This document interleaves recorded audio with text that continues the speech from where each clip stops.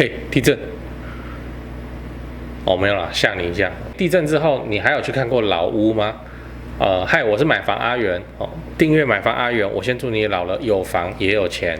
我们在上一支影片聊了哦，台积电员工正在狂买高雄吗？如果你还没看的话，可以看一下。那今天我想跟你讨论哦，地震之后该买新不买旧吗？哦，这也是一个观众传给我的问题哦，因为他看到 Dcard 上在讨论。像这篇哦，这个标题我念一下。好，地震后买房观念发生变化啊。总之就是乡民是觉得哦，在这波地震以后，新房子卖得更贵了，然后老房子会更加难卖。然后他就问我，我觉得这个说法对还是不对哦？那关于地震之后应该怎么调整购物策略，这个我之前已经有拍过影片了哦，然后你应该也被我吓过了哦。然后如果你还没看的话，请看右上角。所以，我们今天只简单讨论哦，老屋会不会受到影响？哦，先说结论，短期有可能，但长期没差。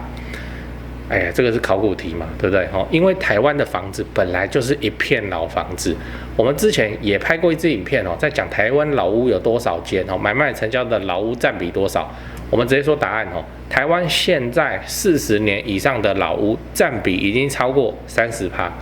哦，时间有3间屋龄超过40年。哦，你今天要买房子哦，买不起新建案，你只能买中古哦。那如果你还坚持不买老屋哦，那你很可能会买不到房子哦。为什么？因为新房子天价，对不对？尤其台北市，我这我靠，我都不知道台北市谁有这个实力在买哦。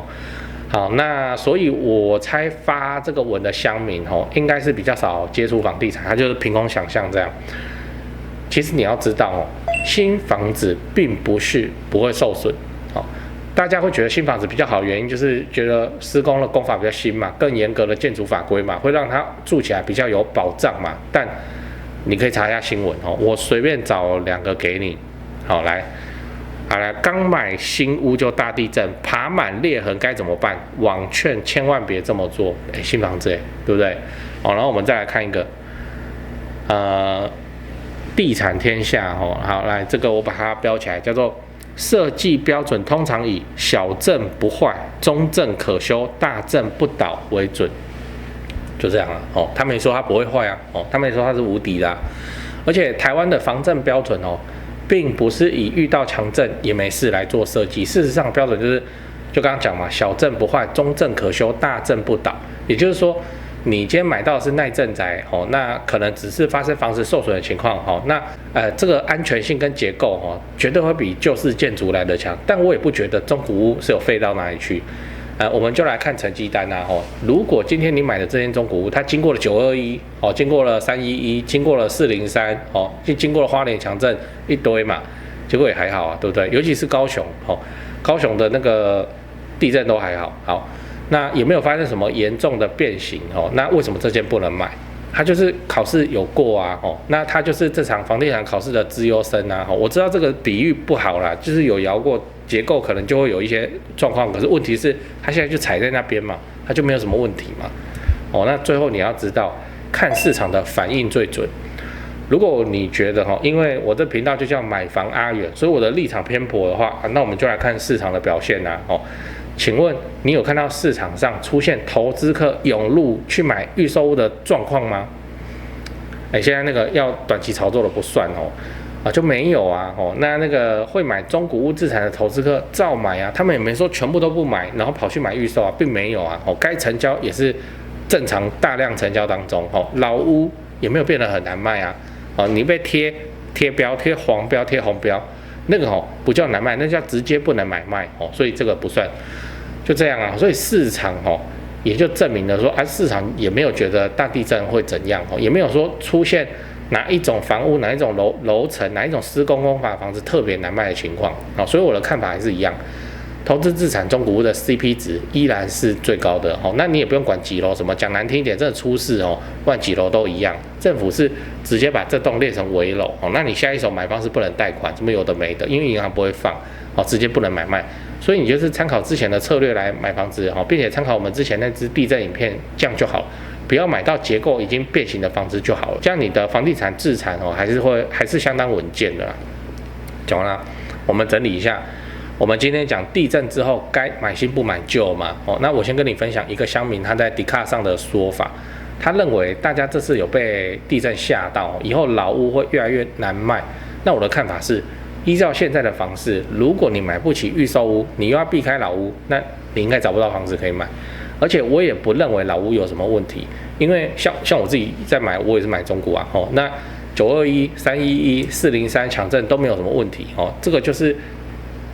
没问题嘛，至少它现在看起来没问题嘛，你为什么要放弃这种资优生？所以我仍然建议你，如果你要买房子，你挑中古屋，你只要那个结构没什么大问题，变形什么有的没的，这样就好了，那除非你艺高人胆大，你是专门挑那个墙壁已经皲裂的人去买，最后我想问你啊，你现在看屋会避开老屋吗？欢迎底下留言分享。未看先猜，男生不会，女生会，男生不会，女生会，好，就这样。我至少我自己观察到都是这样，那现在就只愿意买新不买旧的，大概都女孩子比较多，我们男生脑残，真的这个崩下来把我干掉了，那就是我命，那我们男生最没差了如果你想要知道我观察到的房市现况，记得订阅加分享影片到你的赖群组、A 片群组也没关系，让他们看着我的脸冷静，或是加入频道会员，以后我会分享更多房地产的八卦给你。讲八卦，老屋这件事情就已经是常态了。之前我们拍影片就讲过，台北市现在屋龄30年以上的住宅买卖移转，在2023年已经占比到了60.7%，白话文这叫老屋交易所以你看台北市房子那么贵，几乎是怎样？几乎是你要一辈子的资产去 all in 的这种价格居然10笔买卖有6笔屋龄超过30年，你不觉得很夸张吗？屋龄超过30年，这些房子都是921以前盖的不就是乡民最嫌弃的老房子、烂房子危楼吗？怎么那么多人在买？他们在买什么？这么贵的东西呢？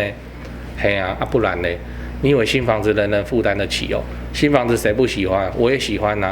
问题就是屈就于现实，就只买得起旧房子现实就是这样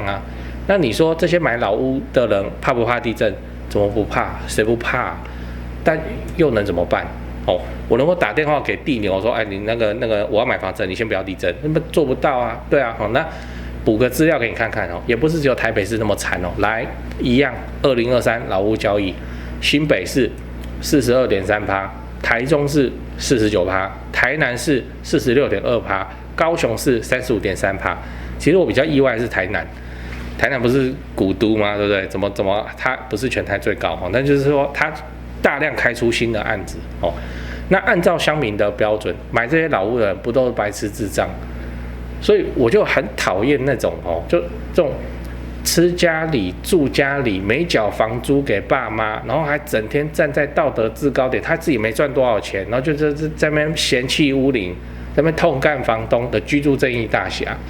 房子现在是史上最贵，老屋占比交易是史上最高。那买房子自住的人其实都很辛苦了，都已经面对现实，我只能屈就是老屋了，怎么还要被居住正义大侠酸说老房子好危险这个你为什么买了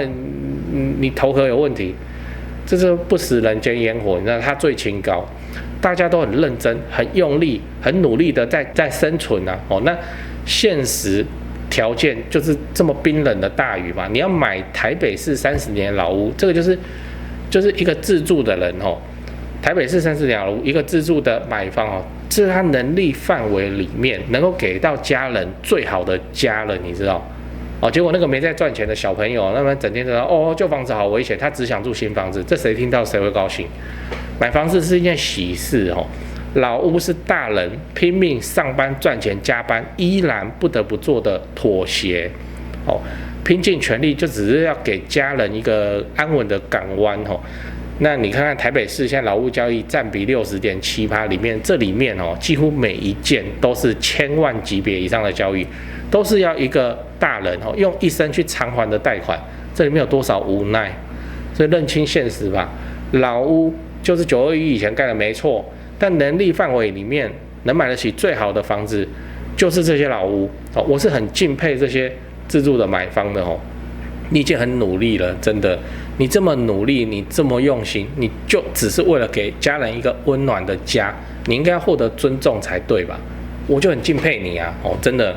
我敬你一杯，我跟你讲不过如果你是投资客的话，因为投报率的关系，在买老屋放生出租等价差一点压力也都没有的这种人，那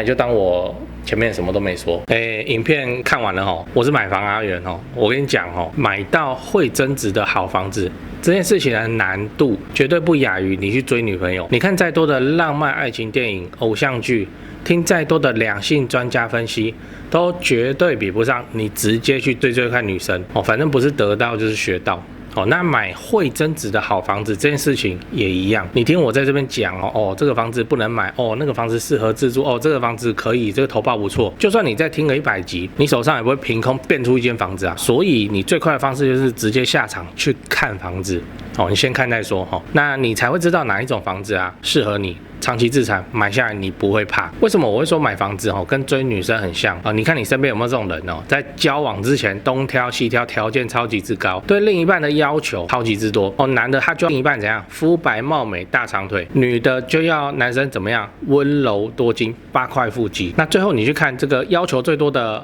同学他的对象是不是跟他当初设定的其实差别蛮远的。买房子也是啊，很多新手在买房子的时候也都一堆幻想什么坪数要大，总价要低，景观要好，屋龄要轻。那这种稳赚不赔顶级物件其实根本不会轮到你跟我来买。那所以只有你真的下场了你真的开始去看房子，你才感受到市场的温度，你才会知道说哪一种房子是你可以买，而且你愿意买那你买了以后你不会怕的。那我们的第一步就是要去找到一位信任的房仲，就带你去看，帮你完成买房子交易。这个房仲的角色其实真的很像媒婆。例如今天你要找另一半就算你不知道哪边可以找对象，你还是可以玩交友软体但是房子它不会主动跟你聊天。59以上房子那么多间，你24小时在那边刷你也刷不完。那最有效率 CP 值最高的方式就是你把你的需求，自产需求，你告诉你信任的房仲，那他来帮你媒合房子。像我买高雄的房子也都是配合这个台湾房屋美术之星店